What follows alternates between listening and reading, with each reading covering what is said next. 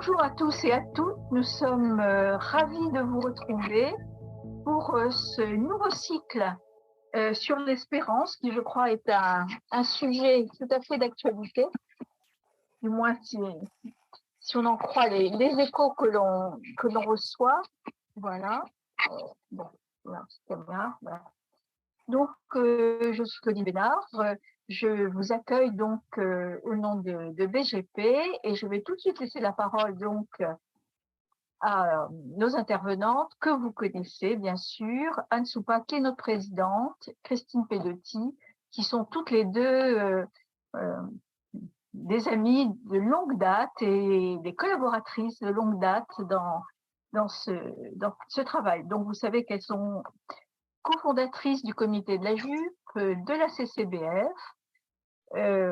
Actuellement, Christine est aussi directrice du magazine Témoignages chrétiens. Voilà, on pourrait dire énormément de choses, mais je me contenterai de cela pour leur laisser tout de suite la parole. Donc, elles vont elles-mêmes, finalement, diriger cette rencontre. Donc, ce qui a été l'occasion, c'est bien sûr leur livre que vous avez peut-être lu, sinon je vous encourage vraiment à lire. C'est tout à fait passionnant. Voilà, à vous. Bon, qu'est-ce qui commence? C'est moi, Anne? Christine, mais je me contente de dire bonsoir et de me réjouir de ce moment ensemble et de vous avertir tous que je laisse très, très volontiers la parole à Christine, qu'au sein de BGP, nous nous entendons moins souvent que moi. Donc, voilà, la parole à Christine qui va parler pendant une bonne demi-heure et puis après, on échangera ensemble sur les questions qui vous viennent. Voilà, merci. À toi, Christine. Ok, bon, bah écoutez, merci de nous accueillir toutes les deux. On va rentrer directement dans le vif du sujet, qui est ce petit livre que nous avons fait toutes les deux. C'est une décision que nous avons prise au printemps. Vous vous souvenez peut-être que nous avions déjà écrit à quatre mains il y a plus de 10 ans maintenant, Les pieds dans le bénitier, qui était vraiment axé sur la question des femmes, et qui nous a beaucoup occupés l'une et l'autre de façon diverse depuis plus d'une dizaine d'années. Nous avons au cours de ces années-là, chacune dans notre champ d'occupation, on a beaucoup parlé des dysfonctionnements institutionnels, de ce qu'il faudrait faire dans l'Église, des réformes, des questions autour de la place des femmes, autour de l'exercice de l'autorité, autour de la façon de considérer la sexualité, autour de la démocratie, de la parole, etc. Parce qu'il nous semblait que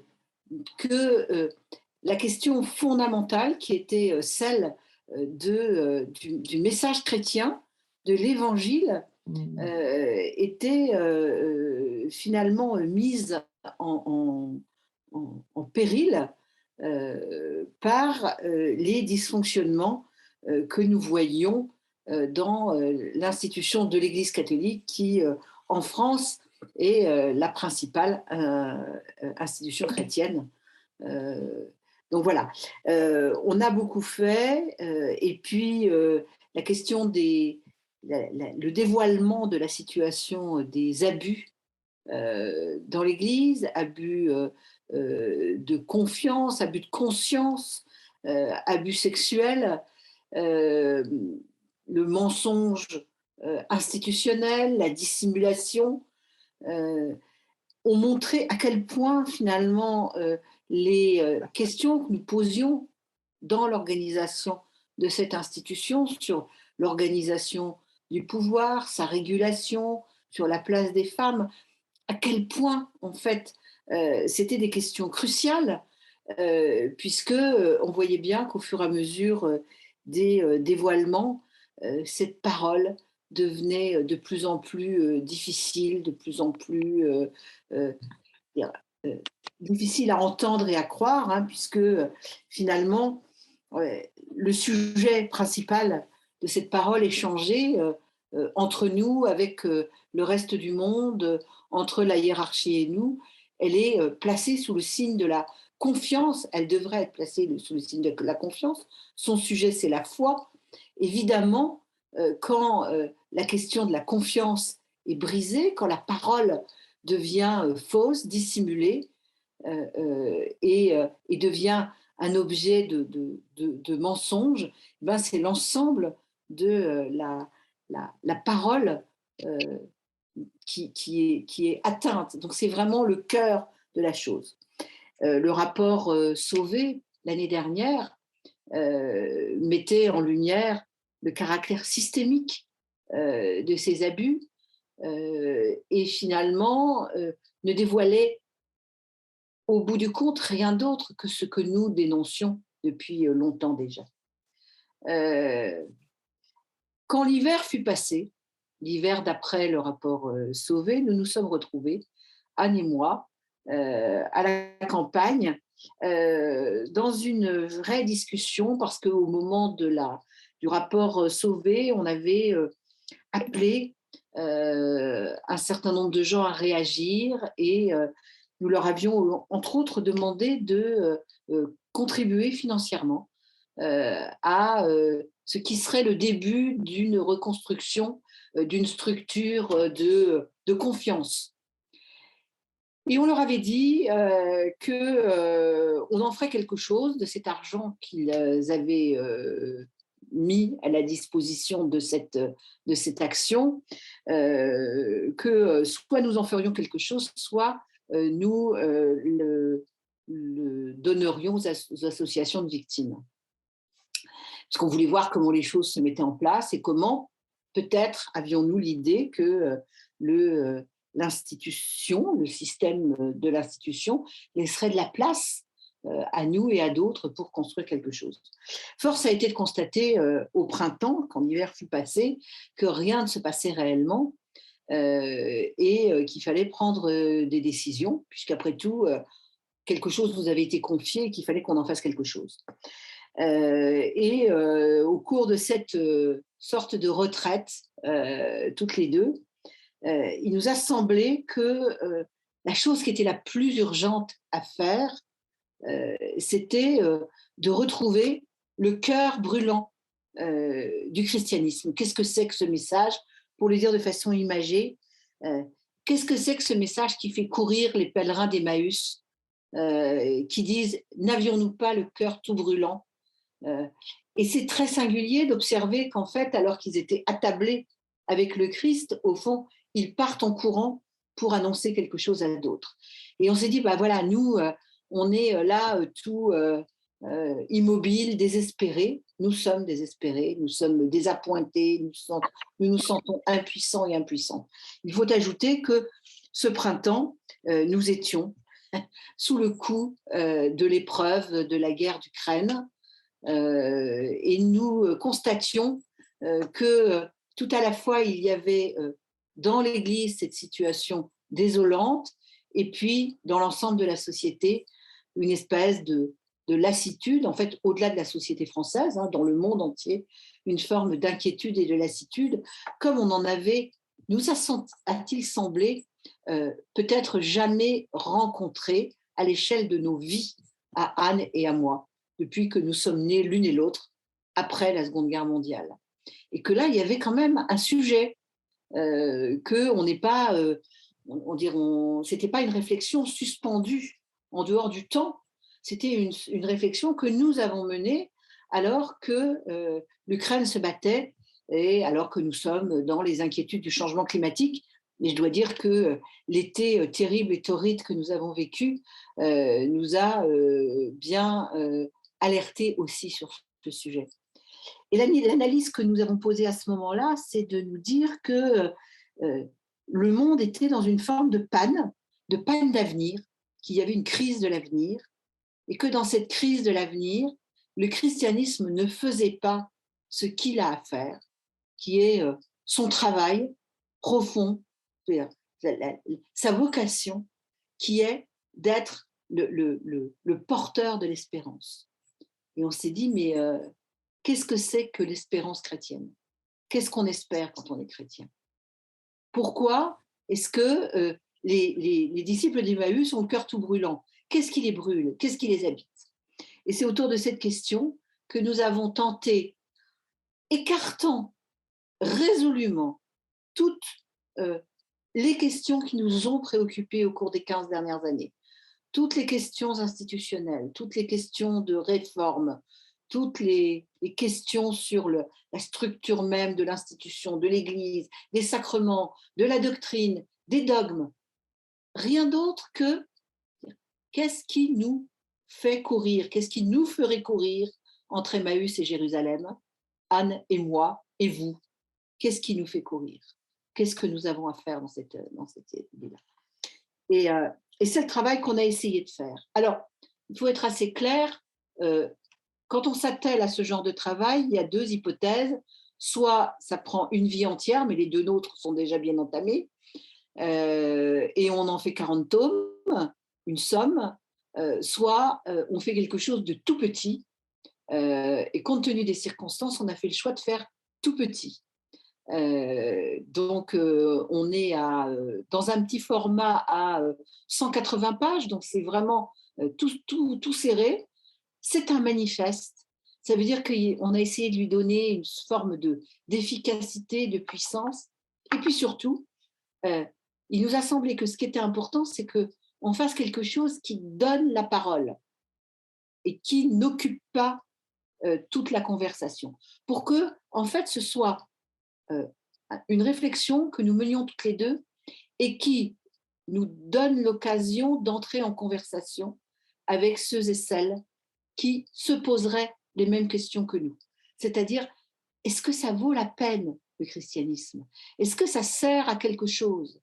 Est-ce que c'est un chemin de bonheur? Est-ce que c'est une proposition qui mérite d'être faite dans ce monde? Et même plus précisément, dans l'état du monde, dans la conversation que le monde doit avoir sur le sens qu'il a et sur les dispositions qu'il doit prendre pour faire vivre les humains ensemble, est-ce que le christianisme peut entrer dans cette conversation?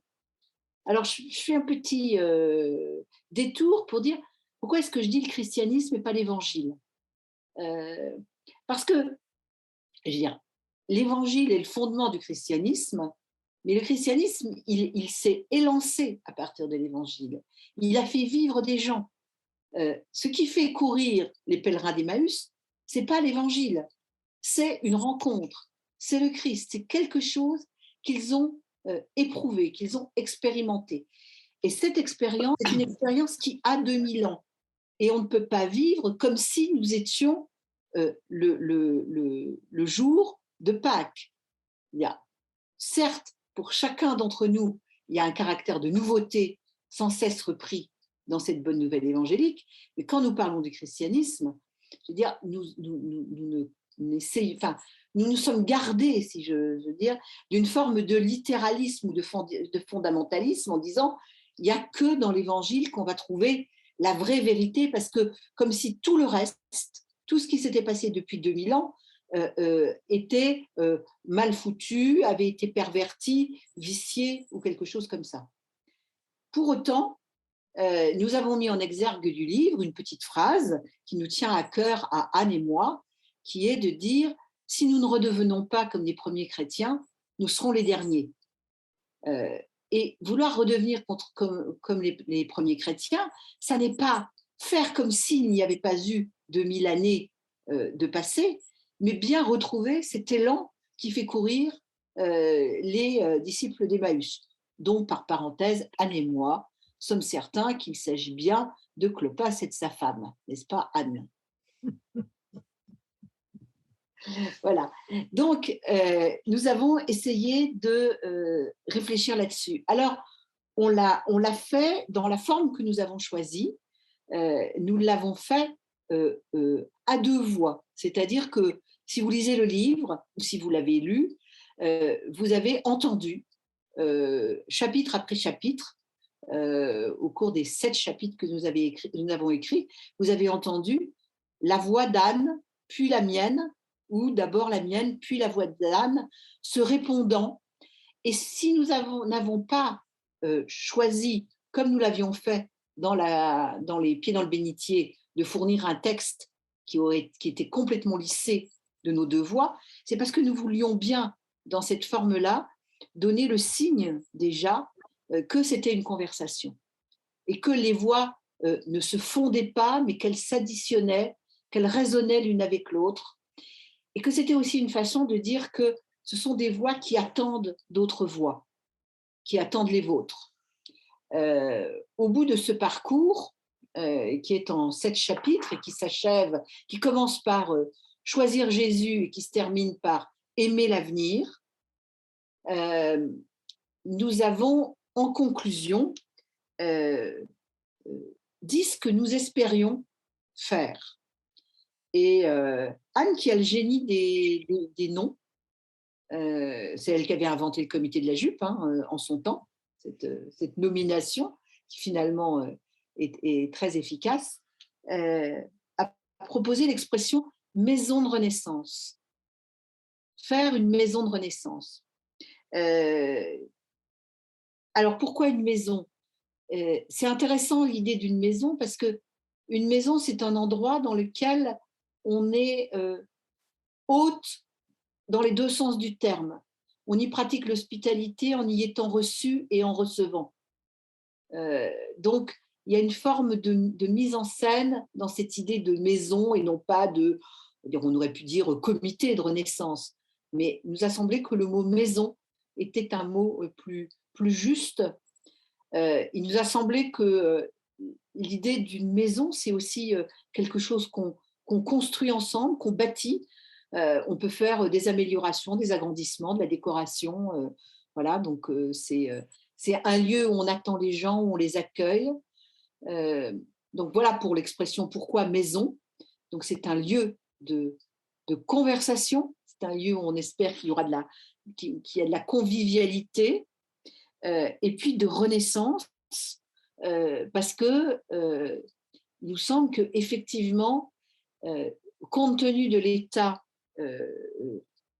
absolument terrible de la situation ecclésiale que nous connaissons, eh bien, nous avons besoin de refaire quelque chose, de faire renaître cet élan premier, cette jubilation initiale. Et on voit bien à quel point nous sommes accablés la plupart du temps. Alors, nous avons fait ce travail, on l'a fait au cours du printemps et du début de l'été, on l'a publié donc au tout début, à la toute fin du mois de septembre, début octobre, et puis nous est retombé sur la tête immédiatement le lourd saut d'eau froide du retour des abus de la dissimulation après les prêtres, les évêques, les cardinaux, en disant mais on n'en finira donc jamais. Et on aurait pu se dire, en fait, le livre arrive mal à propos, parce qu'en fait, il y a encore des tas de choses à faire, des batailles à mener, etc. Et d'ailleurs, Anne et moi avons été sollicités en disant qu'est-ce que vous voulez dire sur l'état de la crise aujourd'hui ? Et en fait, nous ne sommes pas sûrs qu'il faille désormais user nos forces, s'épuiser dans la volonté d'espérer, de changer les choses, de faire bouger les choses. Peut-être qu'il faut passer au-delà et passer à l'après. Alors, je ne dévoile pas au fond ce qu'il y a dans le livre, sur quoi est-ce que porte cette espérance. D'abord parce que j'espère que vous l'avez lu ou que vous allez le lire, mais ça me semble être une façon aussi de retrouver du souffle, de retrouver de l'élan, d'arrêter d'être dans la déploration, d'arrêter voilà, de perdre notre énergie, de perdre voilà, nos envies, de perdre le désir, euh, et, euh, et d'essayer de redire pourquoi être chrétien, pourquoi cette vision chrétienne de ce que c'est qu'un être humain, de ce que c'est qu'un homme, de ce que c'est qu'une femme qui vit dans ce monde, quelle est la vie humaine à laquelle nous aspirons, et puis quel est le sens de l'existence de l'humanité sur cette terre. Parce que bon sang de bonsoir, devant les défis qui sont les nôtres, et qui sont parmi les plus amples que l'humanité a jamais eu à relever, il faut bien qu'il y ait des gens qui songent qu'il y a quelque chose entre nous, tous les humains, pas seulement les catholiques les uns avec les autres, et même pas seulement les chrétiens, mais bien nous tous humains. Comment est-ce que nous allons vivre ensemble sur ce petit bout de planète? Comment est-ce que nous pouvons faire? Et j'ai envie de dire que si la proposition chrétienne ne nous permet pas d'envisager cette question, alors elle est inutile. Elle doit être capable de faire face aux défis du temps et du jour. Et Anne, de nouveau, a eu une très heureuse formule dans le dernier chapitre qui s'appelle Aimer l'avenir, qui tient en quelques mots, où elle dit notre prochain habite l'avenir. Et je trouve que c'est une très très jolie formule, d'une simplicité quasiment évangélique, d'ailleurs totalement évangélique, et qui, me semble-t-il, a la vertu de nous faire regarder plus loin et nous faire regarder ailleurs. La grande question de l'évangile, une des grandes questions de l'évangile, c'est qui est mon prochain? Et je trouve que la réponse d'Anne, qui est mon prochain habite l'avenir, est une belle réponse pour nous faire avancer et nous remettre en route. Et moi, j'ai plutôt envie d'arrêter là. Et Anne, tu as peut-être des choses à ajouter. Moi, merci beaucoup, Christine. Je suis extrêmement frappée de ce paradoxe qui fait que c'est au moment où l'institution est la plus accablée que notre livre sort. Parce qu'on pourrait dire, mais enfin, vous n'avez pas de bon sens, comme on dit à Québec, vous osez parler de l'espérance au moment où votre institution est en pleine, révision non assumée de ces structures. Comment osez-vous, quoi? Eh bien, je crois que nous démontrons au contraire que l'espérance, elle naît dans la désespérance. Elle naît quand effectivement on est tombé au plus bas. Et je crois qu'on est vraiment au plus bas de notre institution en ce moment, que les structures n'en peuvent plus, que quand on est proche des personnes engagées dans les paroisses, dans les diocèses, on se rend compte à quel point le tissu est usé, à quel point ça tient plus la route, quoi. Bon, même s'il y a de très belles choses qui se font, de très beaux mouvements, de très belles actions, mais l'institution en elle-même, la structure, effectivement, elle n'en peut plus. Bon, et c'est peut-être quand même le signe que nous, simples baptisés de bonne volonté, on a quelque chose à dire en ce moment. Et j'insiste comme Christine sur le fait que c'est pas nous deux, mais c'est nous tous ensemble que nous avons une responsabilité sur l'espérance. Parce que l'espérance, elle n'est pas que pour les chrétiens. Les chrétiens ont une responsabilité de parole d'espérance, à la fois ad intra et ad extra. C'est-à-dire que nous devons avoir effectivement un souci de l'annonce évangélique au sein de notre institution qui donne à la structure suffisamment de souffle. Et ça se révèle défaillant aujourd'hui. Mais vis-à-vis de la société, eh bien, on voit l'ampleur des problèmes qui se posent à nous. Le développement des régimes autoritaires, la crise de la démocratie, la question de la participation électorale, les guerres, la crise climatique, le monde à deux vitesses, comment faire en sorte qu'on comble ces différences. Bon, il y a une responsabilité chrétienne à porter dans la société. Et je crois que il faut réveiller cette nécessité autour de nous. Nous avons une responsabilité. Il ne faut pas nous endormir dans des problèmes institutionnels ou même des problèmes typiquement exclusivement de morale. Or, aujourd'hui, l'institution, depuis presque une génération, depuis 68, elle s'occupe beaucoup plus des questions morales que de l'annonce directe de l'évangile par un contenu de foi. Bon. Et je pense en particulier que sur la question de la résurrection, nous avons certainement péché par omission. Il n'y a qu'à observer ce qui se passe au sujet de la résurrection. Qu'est-ce qui se dit? Moi, je trouve qu'il ne se dit pas grand-chose.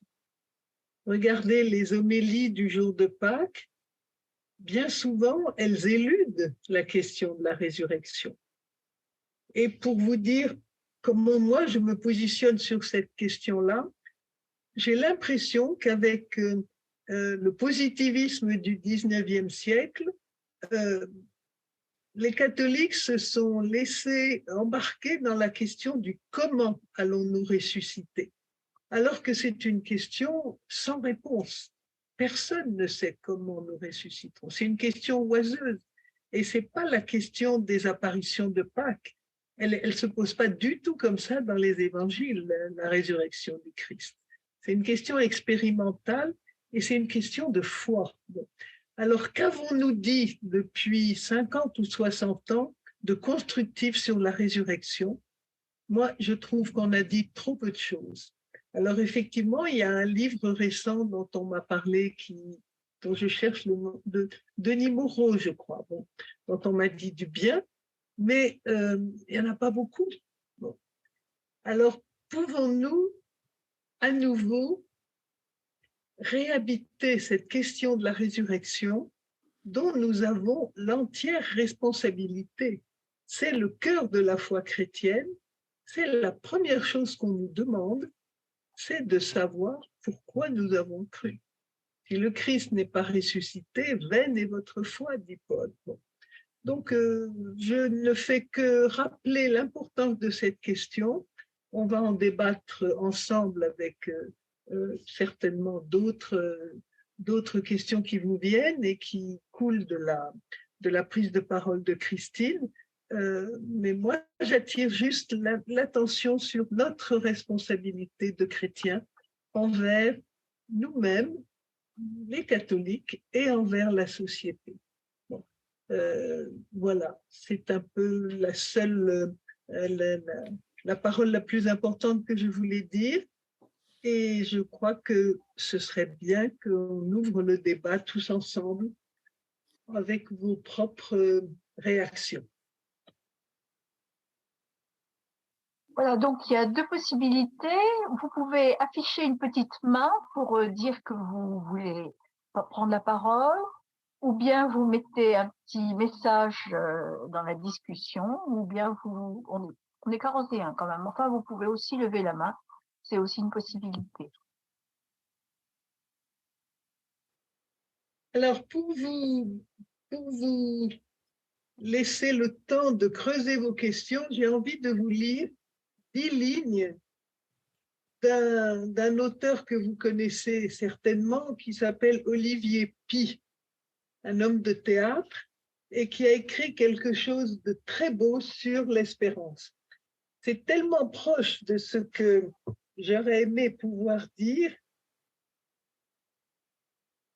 que je me donne une petite lumière et je la dis, mais j'arrive pas. Voilà. Quelque chose vient, c'est Arlequin qui parle. Quelque chose vient toujours. Et si rien ne venait? Mais non, c'est impossible. Le temps qui vient vient toujours. Et il vient toujours aussi celui dont le cœur est plus grand que les démissions du monde. Quelque chose vient, mais avons-nous la force de l'attendre encore? Et aurions-nous la force de reconnaître ce qui vient toujours, inlassablement, comme le temps frappant inlassablement les solitudes? Et si c'était trop grand, trop éblouissant? Et si ce qui vient nous demandait d'abandonner notre douleur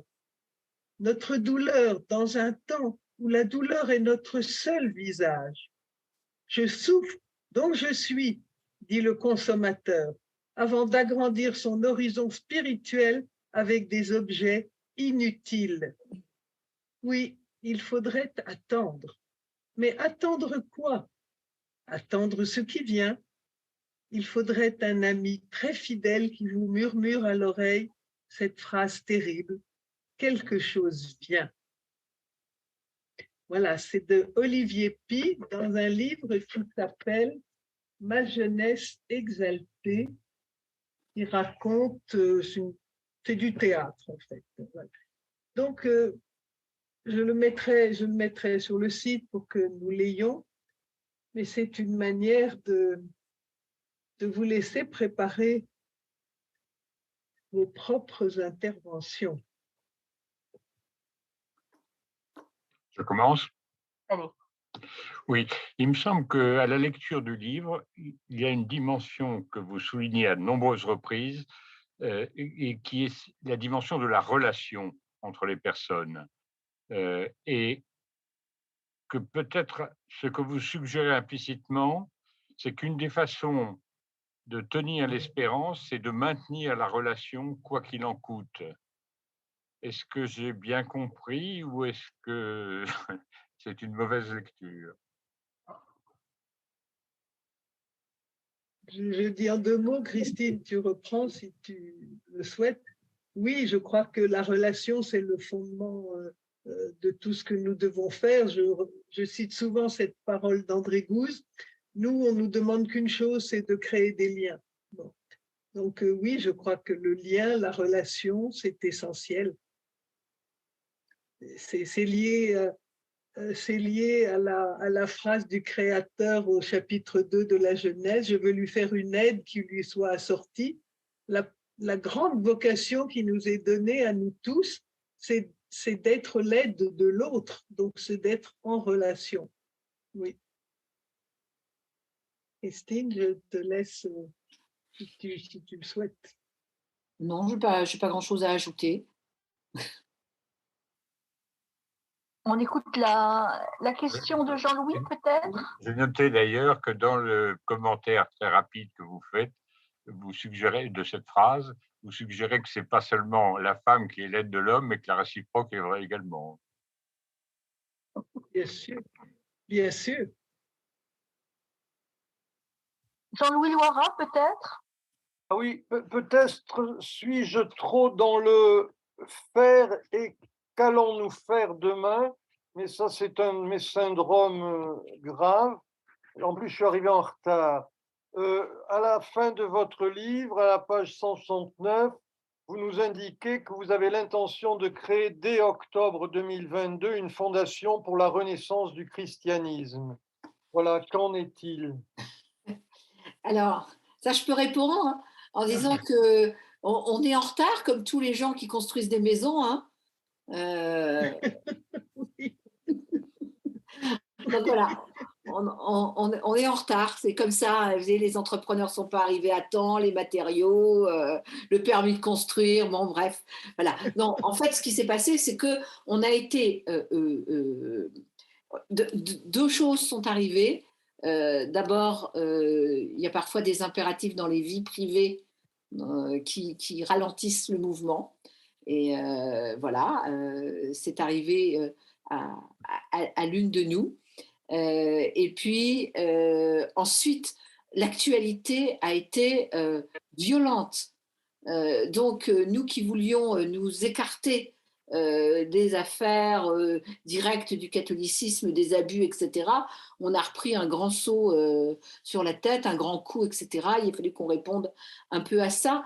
Et donc, au fond, la disponibilité de nos propres têtes et de ceux et celles qu'on a appelés à cette construction n'était pas immédiatement là. Voilà, on manquait de temps de cerveau disponible. Donc, c'est pas fini. Pour tout dire, on a commencé quand même à faire des choses. On a constitué une petite équipe pour nous donner un coup de main, parce qu'on est moins inexpérimentés qu'il y a 15 ans, donc on sait qu'on a besoin d'aide pour ça.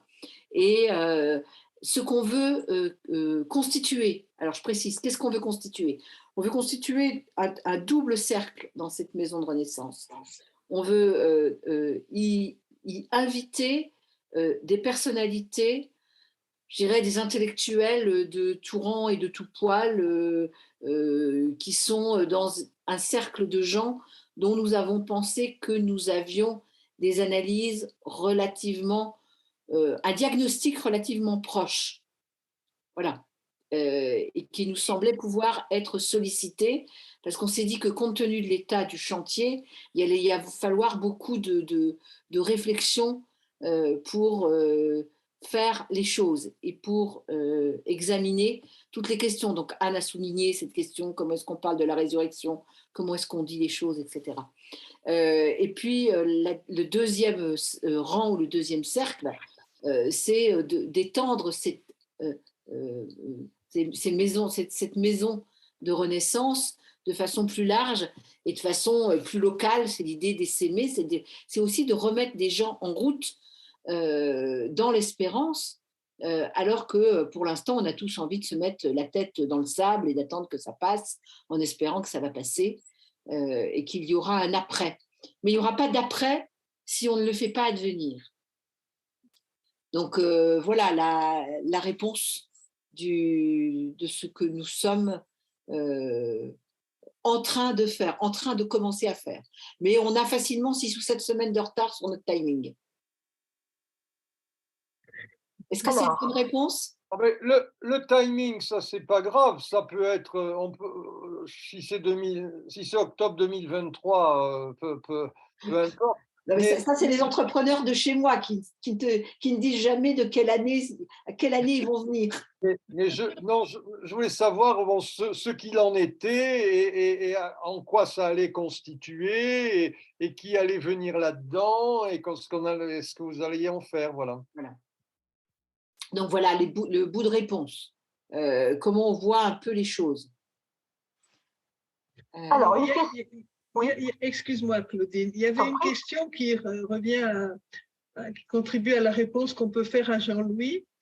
C'est la question de savoir si nous menions si nous faisions cette proposition à des chrétiens ou carrément sans adhésion religieuse à tous les quêteurs de sens. Bon. C'est une question importante et pour le moment, on l'a résolu, nous semble-t-il, de manière simple et cohérente. C'est que c'est d'abord une question qui concerne les chrétiens et que bien sûr, c'est important d'avoir un retour de la part de quêteurs de sens, de la part des demandes spirituelles actuelles, mais c'est certainement prématuré. La première tâche, c'est de retrouver nos propres fondamentaux. Alors, une question de Nicole Lemaître, si Nicole veut bien prendre la parole. Oui, j'étais plutôt dans la tonalité de Jean-François tout à l'heure, mais après tout, je vais rebondir sur ce qui vient d'être dit sur l'intérieur et l'extérieur. Il se trouve que je m'apprêtais pour répondre à Jean-François à parler d'une théologie du pont qui est inventée par Catherine de Sienne au XIVe siècle. Vous voyez un peu la peste, les guerres, le grand schisme, avec trois papes en même temps. Et donc, c'est pas très nouveau que nous soyons dans cet état-là. Et donc, nous avons à réinventer, comme on fait alors à plusieurs reprises, hein, parce que le pont, c'est pas seulement au 14e, ça va jusqu'à nos jours, à réinventer quelque chose entre nous et quelque chose à l'extérieur. Et se réinventer quelque chose entre nous, c'est dire et nous redire, comme on est en train de le faire là, notre espérance.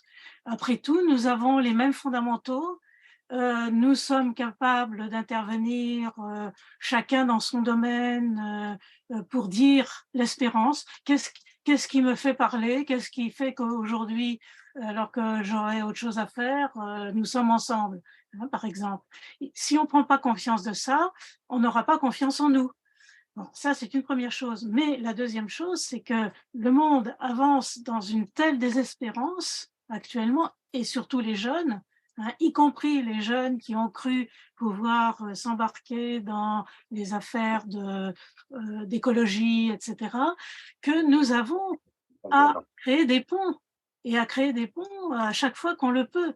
Et donc, voilà, c'est tout ce que j'avais à rajouter, qui, me semble-t-il, montre que nous pouvons être ensemble, mais en même temps à l'écoute de ce monde qui est en train de perdre l'espoir. C'est pour ça que merci, merci aux deux auteurs qui essayent de trouver des solutions, mais les solutions, c'est nous tous qui allons les inventer pas après pas, comme on a toujours fait dans l'histoire, hein. C'est pas très nouveau. Qu'est-ce qu'on fait quand on est minoritaire? Qu'est-ce qu'on fait quand on est majoritaire? Pas forcément la même chose, mais parce qu'on a été minoritaire, les chrétiens quand même, il ne faudrait pas l'oublier. Et donc, il ne faut pas s'affoler. Il y a toujours eu une institution qui marchait plus ou moins bien, hein, même à l'époque, même dans les premiers siècles. Il ne faut pas s'imaginer que tout a toujours été très bien. Ben, ça ne fait rien. Au fur et à mesure qu'on réinvente notre relation entre nous et les ponts que nous posons vers les autres pour leur dire mais enfin faut pas s'angoisser comme ça sert à rien de dire que le monde va à sa perte, que on pourra plus vivre sur cette terre. Nous allons nous débrouiller pour que on puisse vivre sur cette terre. Nous allons trouver les choses qui permettent d'alimenter tout le monde, qui permettent, voilà. Et je crois très fermement que si les chrétiens sont facteurs de cette espérance, alors ils seront crédibles. Là, ils ne sont pas crédibles parce que les médias sont seulement sur les abus. Mais il y a eu d'autres moments où ils étaient sur les abus, donc il ne faut pas s'affoler. Il y a quelqu'un qui lève son crayon parce qu'il n'a pas c'est l'autre Jean-François. François Pernaut. Vous m'entendez? Oui. Alors, j'ai une réaction d'historien que je suis, et qui est peut-être un peu différente de Nicole. Moi, vous avez, au début, vous avez parlé d'une maison de renaissance. Quand j'entends ces deux termes, ça me rappelle les cours et les débats que l'on avait au début des travaux de type universitaire américaine avec un séminaire, ce qui n'était pas obligatoirement l'attitude des gens dans la sphère française avant 68. Néanmoins, quand on avait fait ses études à l'Institut d'histoire de Paris, comme le marxisme dominait, on rentrait dans des confrontations économiques avec les cours de différents professeurs, dont notre vénérable directeur d'Institut d'histoire. Les frères de la vie commune, ce qui est en fin de compte notre modèle implicite, car ce que j'ai entendu ce soir, j'imagine que ceci devait être dans les maisons, alors pas obligatoirement autour d'Erasme, mais néanmoins, c'est ça. maison de renaissance. La maison, c'est pour se recevoir à l'abri des coups, parce que ça va déclencher automatiquement des levées de bagarre. Et alors, l'historien se balade aussi en se posant des questions sur la réalité actuelle et ce qui se passe au Moyen-Orient et en partie en Iran, où le peuple reprend un certain nombre de choses. Rappelons-nous les révoltes qui ne sont pas simplement économiques comme à Liège ou autre, avec les mutations qu'aurait bien voulu apporter le téméraire. Et dans cette maison, il faut voir donc de la question de pourquoi et comment va-t-on se donner alors qu'on peut très bien avoir une base qui soit une base de protection, non pas une base d'action qui pousse. La question est de savoir qu'est-ce qu'on entend par renaissance. Ça, c'est des grandes discussions que l'on a eues justement avec nos collègues néerlandais qui sont sortis réellement, politiquement, humainement, de ces années de la réforme et qui ont trouvé un équilibre entre eux qui n'est pas toujours facile, car du même coup, on est nous-mêmes peu ouverts. Et dans une certaine mesure, il y a toujours, en plus c'est beau de déclarer, on a une maison de renaissance, encore faut-il y travailler d'une manière douce et en repoussant systématiquement toute forme de dureté ou d'écrasement de la pensée de l'autre. Moi, ce que je veux revoir, c'est que on a des outils, on a un passé intellectuel avec une filiation. Est-ce que l'on veut vraiment utiliser? Moi, je suis, en tant qu'historien, d'abord à faire toujours l'inventaire. Ça, on n'y peut rien. On a été formé par les chartistes. Donc, il faut d'abord avoir un certain nombre de documents. Et c'est que quand on aura ce genre de rencontre, on fera. C'est humble, mais c'est ce qui marche d'un point de vue du travail intellectuel. Merci de m'écouter. Merci de cette mise en garde. D'abord, un inventaire. Oui, je suis tout à fait d'accord avec Jean-François, même s'il est parti d'une autre expérience que la mienne. Nous avons quelques années d'écart à la Sorbonne. Va pour l'inventaire, mais l'inventaire est déjà fait en partie dans votre livre. C'est ça qu'il faut voir. Oui, alors on a évité la longue déploration des abus, des excès, voilà, ça on s'est dit ça, tout ça, on le fait depuis trop longtemps.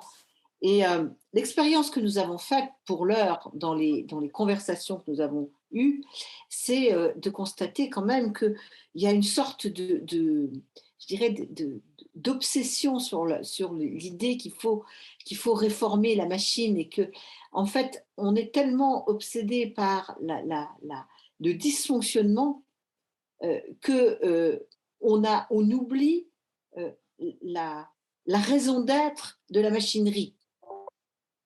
Elle se réformera toute seule. Voilà, moi je pense que si on a des par la force des choses. Voilà, si on a des choses à dire, à faire partager, à énoncer, voilà, si on est partie prenante, je tiens beaucoup à cette idée de conversation. Moi, ce qui m'afflige, c'est à quel point la parole chrétienne est et d'évaluer. Parce qu'en fait, on nous renvoie en disant, mais attendez, quelle légitimité avez-vous vous n'êtes pas capable de faire le ménage chez vous, vous êtes... alors, en plus, aux catholiques, on peut, dans nos sociétés, leur opposer le fait que le système de gouvernance n'est pas démocratique, que la parité homme-femme n'est pas réalisée, etc., que c'est un système de domination masculine. Enfin, vous voyez à quel point les jeunes femmes peuvent pointer du doigt, plus encore aujourd'hui qu'il y a 10 ou 15 ans, l'obsolescence du système. Alors, l'immense effort que nous avons à faire, c'est, comme tu le dis, Nicole, c'est de penser qu'en fait, le système se réformera si peu qu'en fait, on retrouve ce que nous avons à dire de précieux, de premier et de nécessaire. Et c'est ça la plus grande difficulté. Parce qu'il me semble qu'il y a 50 ou 60 ans, en fait, au fond, depuis que le Concile a ouvert cette possibilité de l'idée qu'on pouvait réformer, nous sommes obsédés par cette question. Mais en fait, au fond, les générations d'avant, la question de la réforme dans le christianisme, je ne sais même pas quand est-ce qu'elle commence. Je sais pas, vers le IIe siècle. Oui, l'Église toujours à réformer, hein. Semper reformanda, c'est un leitmotiv permanent, ça. Voilà. Mais il faut réformer pour quelque chose. Il faut réformer parce que nous pensons que nous avons quelque chose qui nous habite, qui nous fait vivre, qui est heureux et bon à partager. Donc, Anne parle de la résurrection et je sens que ça tombe comme un cheveu sur la soupe. Mais non, ce n'est pas un cheveu sur la soupe, c'est le pain qu'on mange. C'est pas un truc qui vient d'ailleurs, c'est notre propre. Finalement, qu'est-ce que nous disons et qu'est-ce que nous croyons? Nous disons et nous croyons que la mort n'est pas la fin de l'histoire, ni de l'histoire humaine, ni de nos histoires propres. Je veux dire, c'est tout aussi renversant aujourd'hui qu'il y a 20 siècles. Ça tourne toujours autour d'une phrase. Est-ce que vous acceptez d'être converti par Dieu? C'est ça la véritable phrase dans le fond. Mais la difficulté, c'est que nous, on n'a pas du tout envie de se convertir et que l'on essaie de jouer un peu sur les bords en passant sous la table ou passant dans le couloir, mais surtout pas venir au centre, à côté de l'âtre, pour discuter ensemble. Ça, il y a quand même le fait que si on veut construire une maison, si on veut être renaissant, parce que cette expérience a existé pendant plus d'un siècle dans notre Europe, que le début des enseignements, en particulier du grec, que ce soit à Oxford, que ce soit à Cambridge, et la base du collège où je suis, c'est quand même toujours la nation du grec, c'est-à-dire une autre langue, un contour. Je pense qu'il ne faut pas se contenter de lire, il ne faut pas se contenter d'admirer une pensée, fût-ce celle des races. Il faut humblement se dire, il faut que l'on relise des textes et il faut qu'on les remette sur la table. Ne pas oublier ce que disait Boileau. Je crois que Joseph a demandé la parole. Oui, je ne sais pas si on m'entend. Oui. C'est bon. Je voulais dire, oui, que moi j'adhère très fortement à l'idée de la renaissance plutôt que de la réforme. Il faut renaître d'en haut. Voilà, la renaissance, c'est une très très belle idée. Le seul inconvénient, je vois de façon très triviale, est-ce que le mot n'a pas été préempté par les partis politiques? La Maison Renaissance, il y a quand même un parti politique qui s'appelle Renaissance. Donc, ça peut nous piéger un petit peu. Mais l'idée, je la trouve superbement belle. Donc bravo. Mais il faut s'interroger, peut-être pas sur la profondeur, comme le fait très doctement notre ami Jean-François, mais plutôt sur la transversalité. Est-ce qu'on a un langage crédible et distinctif? Voilà. Oui. On a considéré qu'on avait plus d'avenir que La Macronie. la Macronie. que nos racines étaient plus anciennes et que notre avenir était plus grand. C'est Voilà. peut-être mieux que le réveil. Hein. Oui, ben oui. Raison du réveil. Rendez-vous compte, on aurait pu choisir Reconquête aussi. Oui, non, oui, ça serait pire. Voilà, c'est une petite remarque. Hein. Lise Marie a levé la main. Excusez-moi. Bon, oui, je voudrais mettre en regard deux choses qui me viennent à l'esprit. Pour moi, qui dit résurrection, dit enfin, pas se relever, mais accepter d'être relevé. Et je trouve que de nos jours, beaucoup de monde ont l'expérience de la dépression ou de disputes graves en famille où on ne peut pas se relever seul. C'est-à-dire que ça ne commence à devenir une espèce de résurrection que si on accepte que quelqu'un d'autre vous donne une idée ou vous regarde. Et qu'on accepte donc de ne pas être soi-même le créateur de sa propre résurrection. Quand on essaye de mettre ça en action, c'est-à-dire si on est au milieu d'une famille qui a des grosses difficultés, en face de quelqu'un qui est au fond du trou, c'est-à-dire quand vous dites on touche le fond, très souvent on s'aperçoit qu'on croyait l'avoir touché, puis il est encore plus profond qu'on croit, et il touche plus de monde. Donc c'est des situations que beaucoup de monde connaissent et dont on ne parle pas beaucoup, ou alors on vous envoie voir votre psy, ce qui effectivement peut vous soulager, mais qui ne fait pas conversation. Donc tout ceci, ça fait partie de quelque chose qui me hante, mais en même temps, je suis devenue depuis très longtemps un électron libre dans cette institution dont vous ne voulez plus parler, et je suis d'accord avec vous, ça suffit, les abus et tout ça. N'empêche que je ne veux pas me faire ma religion dans mon coin. Ça ne marche pas. Donc, refuser le système, essayer de vivre sa religion à côté, avec des petits groupes, avec des rencontres, enfin, essayer de vivre quand même, quoi, autrement que individuellement, tout seul, c'est très complexe. Et justement, il me semble que dans cette maison dont vous parlez, qui serait bien, il se trouve que nous avions un chalet où nous réunissions notre famille et on a dû le vendre pour toutes sortes de raisons. Et donc, on est en train de créer, il faut qu'on arrive à créer un autre moyen de se retrouver pour repartir chacun partout. Parce que maintenant, je ne suis plus seulement mon grand-mère, mais arrière-grand-mère. Donc, vous imaginez bien que ça s'élargit.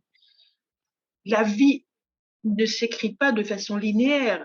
On est complètement dans des nœuds de complications. Et donc, tout ceci est très riche, en fait, et tout plein d'espérance.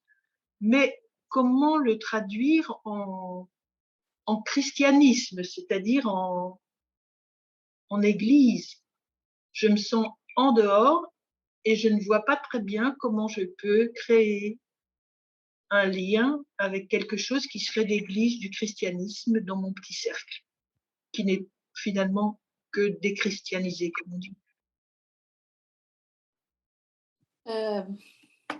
J'ai pas beaucoup de réponses. Il reste que on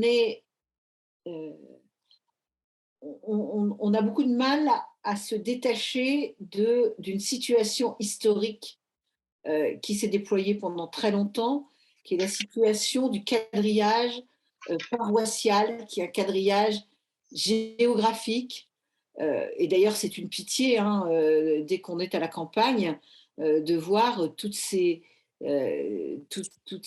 églises qui sont désespérément vides et fermées. Et donc, en fait, on a un sentiment de perte et de désert qui est absolument terrible. Et la question, c'est comment est-ce qu'on arrive à quitter cette nostalgie. Le mot nostalgie est légitime, hein, puisque c'est vraiment la douleur liée au passé. Et au fond, rien n'est. Au fond, la nostalgie, peut-être plus que le désespoir, la nostalgie est le véritable antonyme de l'espérance. Parce que ça nous renvoie vers une douleur qui nous rattache au passé, alors que l'espérance nous expédie vers l'avenir, nous fait désirer et aimer l'avenir. Et donc nous avons un énorme travail à faire sur nous-mêmes pour d'abord laisser les pierres derrière nous. C'est là où l'Évangile a quelques ressources, hein, dans le laisser les morts enterrer leurs morts. Il faut que nous acceptions de laisser derrière nous ces églises que nous chérissons, quand je parle des bâtiments, hein, vraiment, parce qu'on ne voit pas comment on va les réhabiter. Et du coup, ce que nous sommes en train de vivre ce soir, nous avons beaucoup de mal à penser que c'est une façon de faire église. Nous avons beaucoup de mal à croire que nous sommes en train de faire église en ce moment. Or, c'est ce que nous sommes en train de faire église. Nous faisons église, là, en ce moment, ce soir, les 44 qui sont là. Et après tout, 44, ça n'est pas rien. On est plus que 44 parce qu'il y en a parfois qui sont 2 devant leur écran. C'est une façon de faire. Alors, ça n'est pas la seule façon de faire, parce qu'évidemment, nous sommes des hommes, des êtres de chair et de sang. Nous avons la pratique religieuse que nous avons, c'est une pratique dans laquelle on chante ensemble, on célèbre ensemble, on mange et on boit. Et évidemment, c'est une chose que nous ne faisons pas ici, derrière nos écrans. Mais néanmoins, on aurait tort de considérer que ce que nous sommes en train de faire en ce moment n'est pas faire église. Je veux dire, nous sommes déjà, une communauté rassemblée. Et je le dis avec beaucoup de fermeté, ça n'est pas l'unique forme que ça doit avoir, mais c'est une des formes que cela peut avoir. C'est-à-dire que je partage complètement, Christine, ce que tu dis. Dans le travail de renaissance, il y a une part de déconstruction de tous les formatages que nous avons subis. Tout n'est pas à déformater, mais il y a un certain nombre de déformatages qu'il faut accepter de faire. Et la question de la célébration est une des plus sensibles sur le déformatage, me semble-t-il.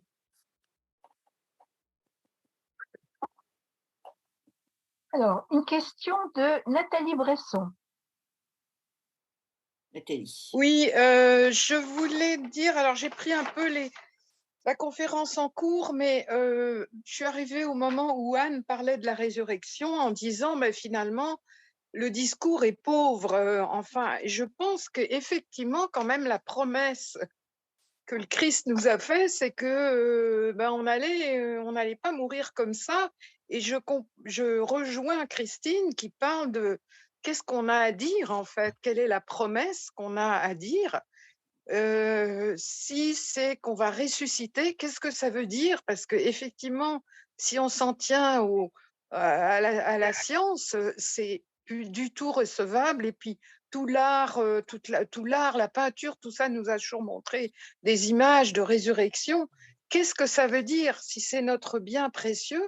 Là, je pense qu'on a vraiment à se retrouver, se repencher sur les textes, comme l'a dit un de vous, retrouver un discours et une foi, en quoi on croit, parce que si on n'est plus capable de dire qu'on croit que le Christ, Dieu s'est inscrit dans l'histoire des hommes, parce que c'est ça l'histoire, elle n'est pas désincarnée, il y a quelqu'un qui est parmi nous, voilà, et c'est pas l'histoire qui va nous le dire, c'est pas la science, c'est la foi finalement.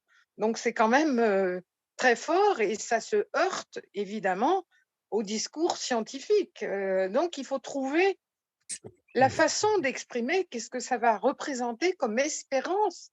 Comme espérance, j'aime bien la vertu des temps difficiles. C'est vraiment quelque chose qu'on cultive, qu'on travaille, parce que c'est pas, ça ne se fait pas comme ça.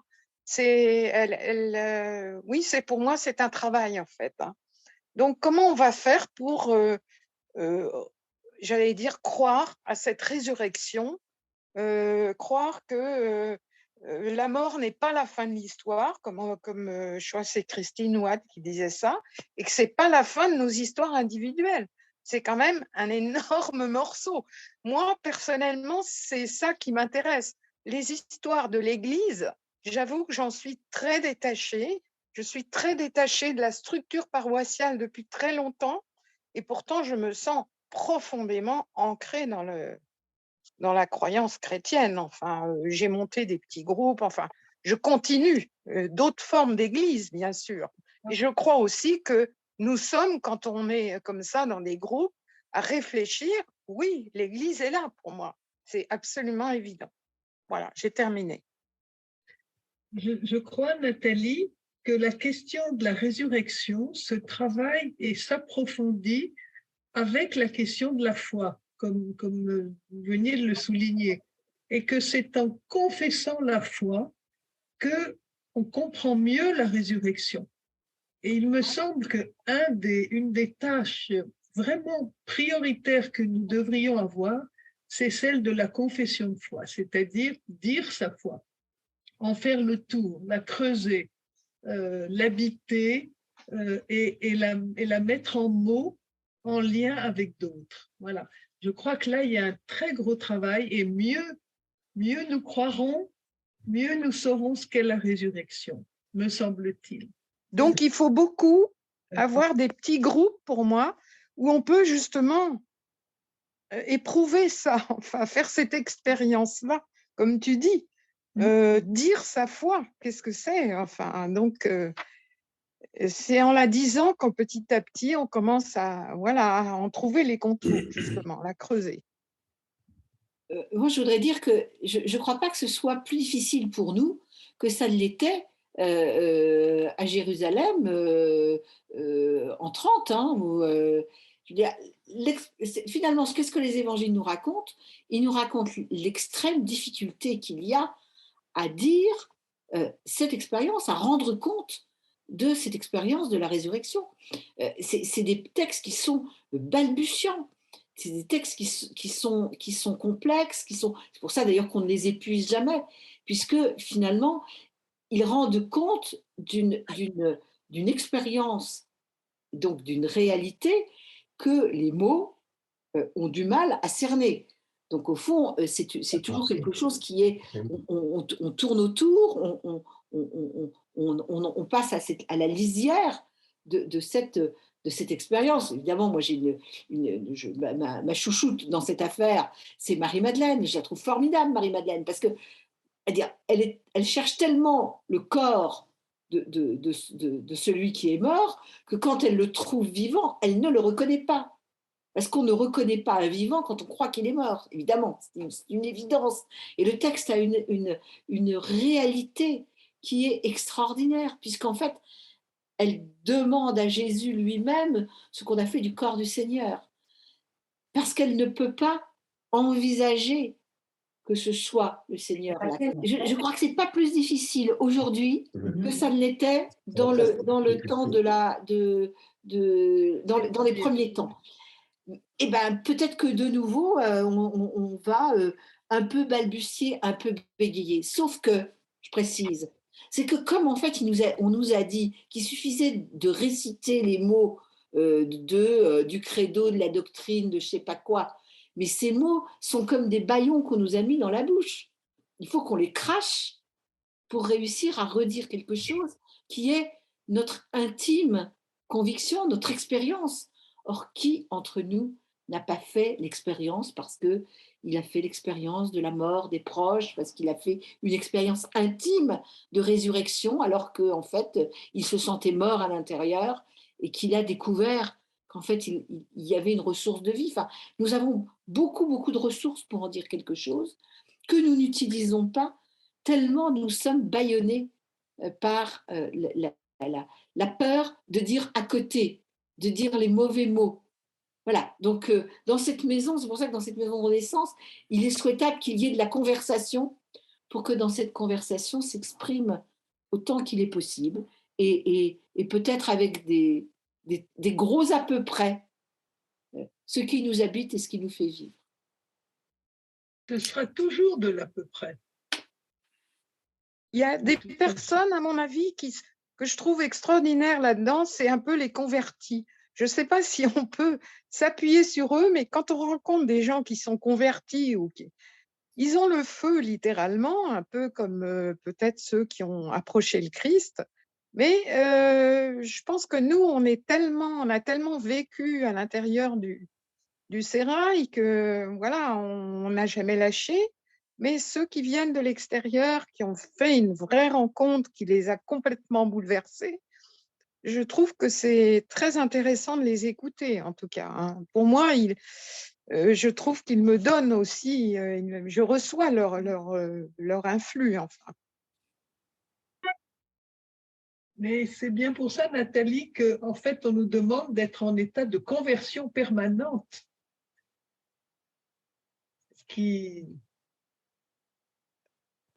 Jean-François voudrait reparler avec son crayon levé. Oui, je voudrais vous rappeler deux choses.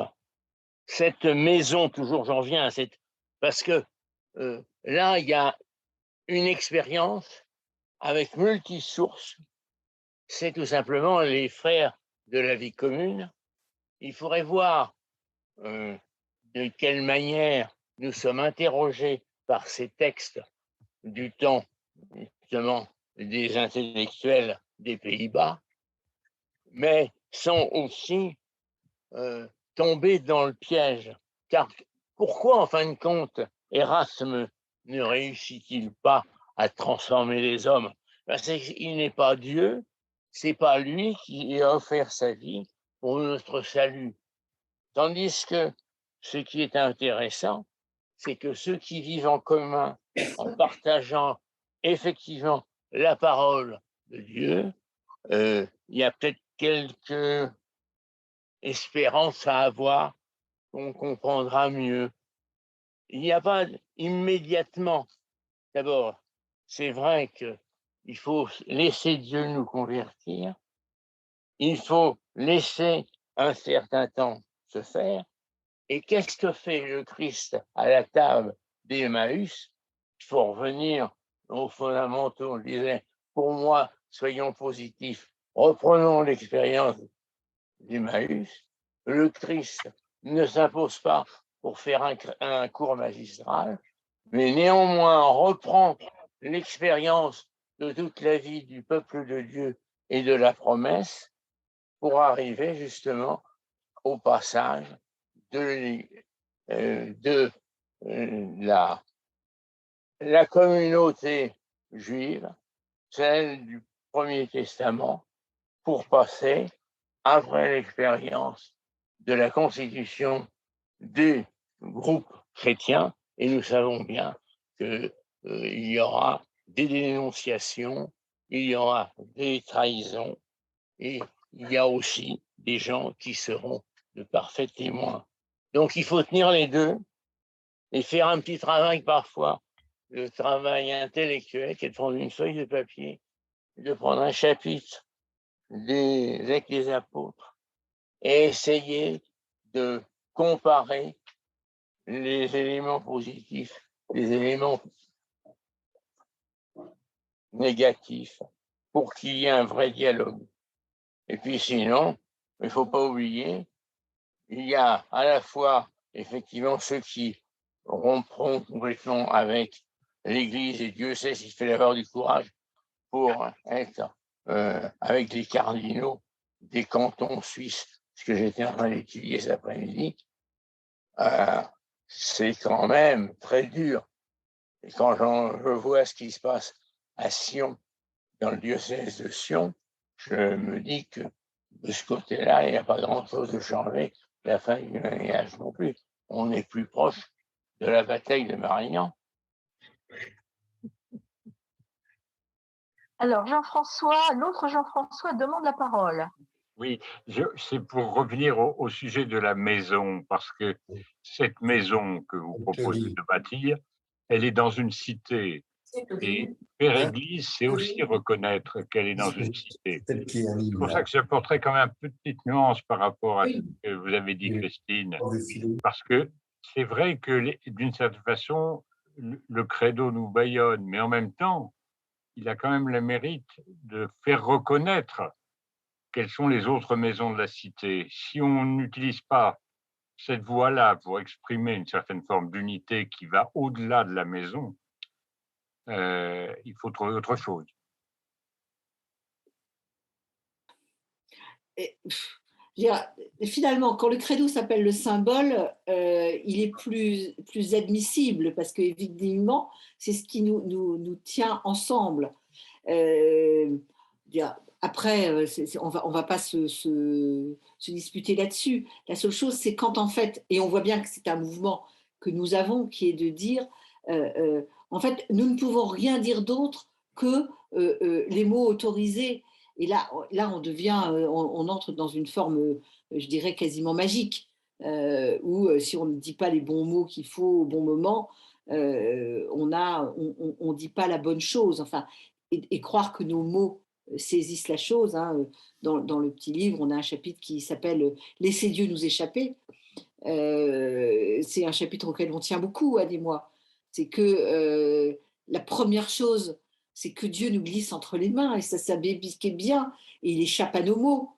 C'est bien en cela qu'il est Dieu. C'est qu'il ne rentre ni dans nos mots, ni dans nos formules, ni totalement dans nos églises. Et c'est ça qui le définit. Je vais raconter une petite histoire, parce qu'on est très sérieux. Un jour, comme les évêques, vous allez voir, je vais raconter une petite histoire qui est en faveur d'un évêque, comme quoi je ne suis pas que mauvaise avec les évêques. Et un jour, je demande à un évêque qu'il écrive quelque chose sur Jésus. Bon, quand j'étais éditrice, et là, il s'exclame « Ah, alors ça, c'est facile ». Je dis « Ah bon, facile, pourquoi ?» Oui, il me dit « Jésus, c'est pas compliqué, c'est le type qui sort de la boîte ». Et alors, moi, je lui dis, ah bon, mais comment ça? Je pensais que c'était assez spirituel, hein. Il sort de la boîte, il sort du tombeau, etc. Il me dit, non, non, vous savez, c'est comme, vous savez, les clowns qu'on essaie de faire rentrer dans la boîte et qui sont pleins de ressorts dans les jeux d'enfants. Vous avez beau essayer de pousser dans un sens et dans un autre, ça ressort toujours de la boîte. Et j'ai trouvé que cette image était géniale. Et grâce à cet évêque, je me suis dit, bah oui, Jésus, c'est le type qui sort toujours de la boîte. Il y a toujours un bout qui sort, il y a toujours quelque chose qui ne rentre pas. Et on n'arrive pas à le faire rentrer complètement dans nos formules, dans nos dogmes, dans nos doctrines. Donc on peut le voir spirituellement en disant, il sort du tombeau. Mais moi, j'aime bien l'idée qu'il sort toujours de la boîte. Mais Jean-François, je crois que le credo aujourd'hui est sinistré. Il ne peut plus être dit par beaucoup de gens. Et j'espère que des générations à venir réinventeront un vrai credo ecclésial. Mais aujourd'hui, celui-là n'est plus audible pour beaucoup de gens. Enfin, non, mais je suis totalement d'accord avec ça. Mais la question, c'est qu'il avait une fonction de création d'unité. Et si cette fonction n'existe pas, n'est plus portée par lui, il faut trouver un autre instrument d'unité ou d'autres manifestations. Non, il faut être patient. Il reviendra, il y aura un autre credo demain. Moi, je mets les choses dans le temps. Je crois que demain, il y aura un autre credo qui sera porté par des générations qui auront reformulé leur foi en symbiose avec les mots d'aujourd'hui, et que ce sera vraiment un credo qui émergera des chrétiens eux-mêmes, des nouveaux apôtres qui viendront. On est déjà en chemin, en tout cas. Comme disait Christine, c'est vrai qu'on est déjà une vraie cellule chercheuse. Et on voit que c'est difficile. Oui. Et écoutez, dans une discussion que j'avais sur ce sujet il y a quelques jours, quelqu'un proposait comme sujet de méditation, et je trouve que c'est très utile, de dire qu'est-ce que sera le christianisme dans 10 000 ans. Et je trouve que c'est extrêmement intéressant de mettre le terme, de se projeter, non pas à 30 ans ou à 60 ans ou à 100 ans, mais à 10 000 ans.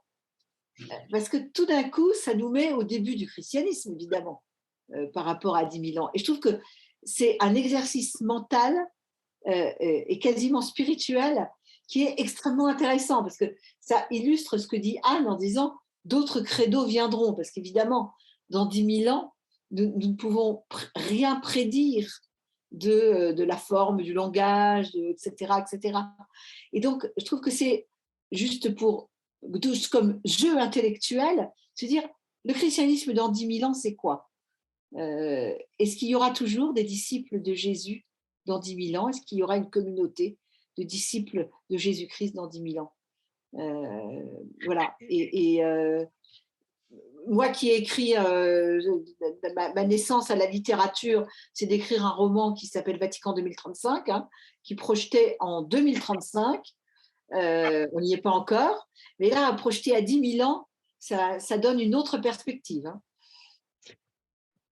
Christine, pour prolonger ton propos, c'est une question de Jésus ou des disciples, là j'ai plus le truc en tête. Trouveras-tu la foi? Quand Jésus reviendra, trouvera-t-il la foi? Au retour du Christ, la foi sera-t-elle là au rendez-vous? Une question qui me paraît, excusez-moi, une question qui me turlupine, c'est cette idée que le christianisme n'a pas encore été annoncé jusqu'aux extrémités de la terre. Ça reste encore quand même quelque chose de très occidental.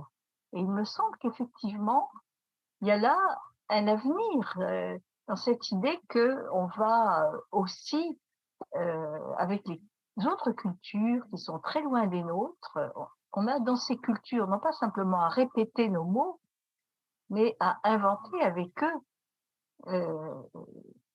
la manière de dire cette expérience. Ça aussi, c'est une façon de se projeter dans l'avenir. Le christianisme n'a pas encore été annoncé jusqu'aux extrémités de la terre, et comment nous recevons justement cette idée que nous avons encore à aller au-delà de nos limites de l'Europe, de nos cultures occidentales, de notre philosophie, etc. Oui, alors en même temps, il y a une grande uniformisation des cultures et des mœurs, hein, malgré tout. L'extrémité, elle est peut-être plutôt dans nos cœurs et, et très près de nous.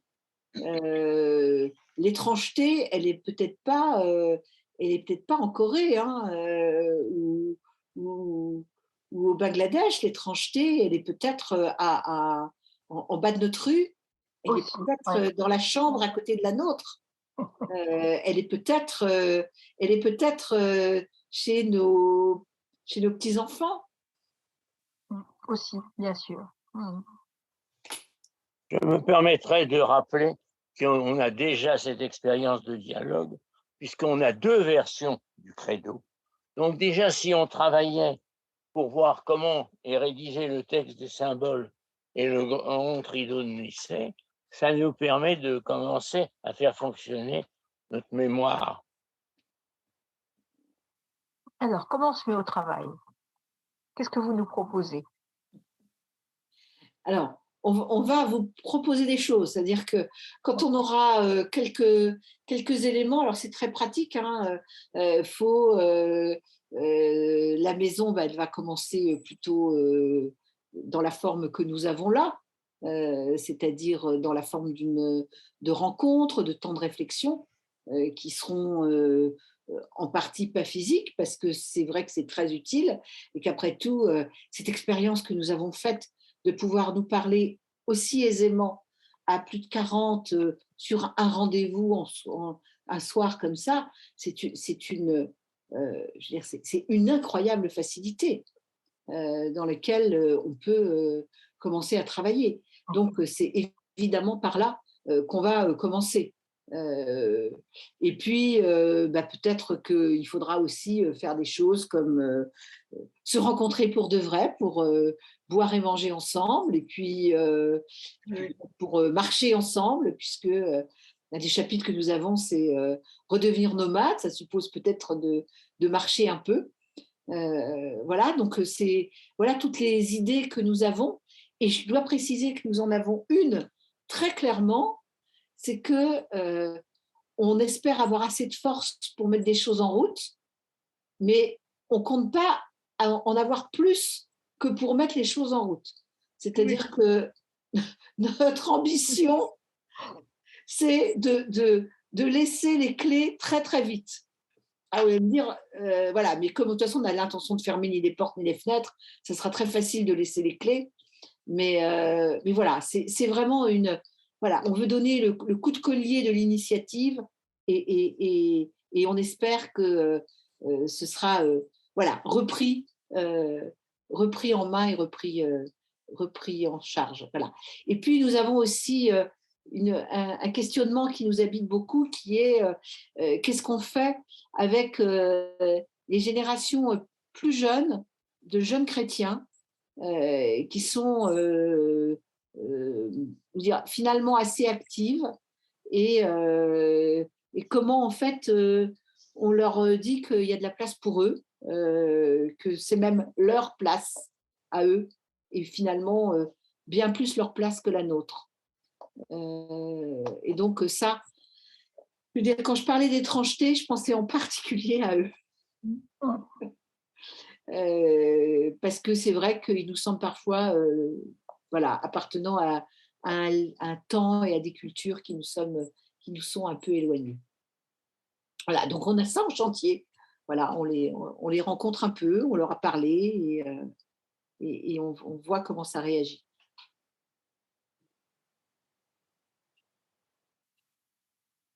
Est-ce qu'il y a une dernière question avant de nous séparer provisoirement? On l'a bien compris. Ah. Raymond. Vous m'entendez? Oui. Oui. Bon, alors, une petite intervention. Je tiens à vous remercier, l'ensemble du groupe, pour cette soirée qui, pour moi, a été est formidable. La discussion a tourné sur un mot essentiel qui est le mot, pour moi, résurrection. Bon, on a parlé ensuite de renaissance, d'espérance.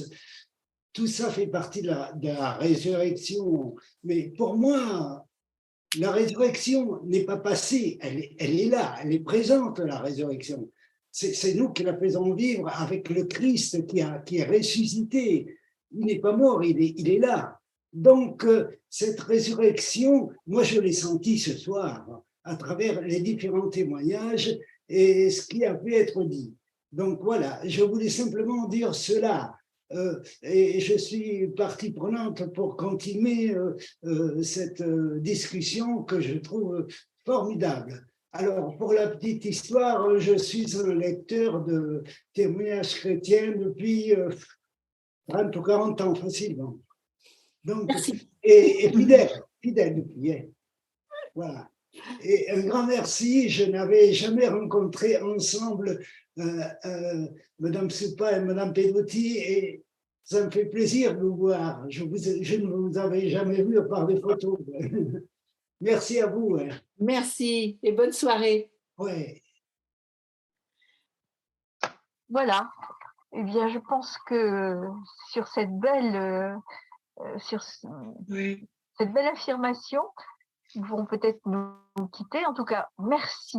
Merci beaucoup à Anne et à Christine qui donnent un vrai témoignage d'espérance à travers les mots et à travers l'action. Voilà, c'est pour nous, voilà, un gage de vie. Un grand merci. Merci à vous pour l'invitation. Merci. Claudine, tu nous parles de la prochaine rencontre parce que l'espérance, nous allons en reparler encore. Hein? Oui, absolument. Donc, vous avez vu que nous avons programmé avec Robert Scholtus le 10 février, Oui, une rencontre. Voilà, donc Robert Scholtus, vous le connaissez peut-être, il a été, enfin c'est un théologien qui a été directeur du séminaire des Carmes, qui est un esprit très original, très bienveillant, et qui en plus est un spécialiste de Peggy, dont on s'était dit en parlant de l'espérance et de la petite fille Espérance, que finalement ça nous conduisait aussi à ces spécialistes. Je ne sais pas très bien comment il va en parler, mais enfin voilà. Et ensuite, donc, nous avons programmé aussi en mars une rencontre avec Danielle Mérian, que vous connaissez peut-être aussi, qui est une avocate infatigable, défenseur des droits de l'homme, et qui parlera sur le thème espérer, c'est agir pour l'autre et avec l'autre. Voilà. Pour l'instant, on en est là. On envisage une table ronde aussi avec des représentants des différents monothéismes sur la façon dont finalement et l'islam et le judaïsme et le christianisme portent l'espérance. Et nous espérons avoir donc une dame qui est pasteur, voilà, de l'Église protestante. Voilà. Mais pour l'instant, on est encore à la recherche d'une date. Il y aura peut-être d'autres choses, mais voilà. Anne, est-ce que j'ai oublié quelque chose? et je te remercie surtout, Claudine. Non. On se donne rendez-vous le 10 février pour ceux et celles qui le veulent bien. Voilà. Merci beaucoup. Voilà. Au revoir et merci.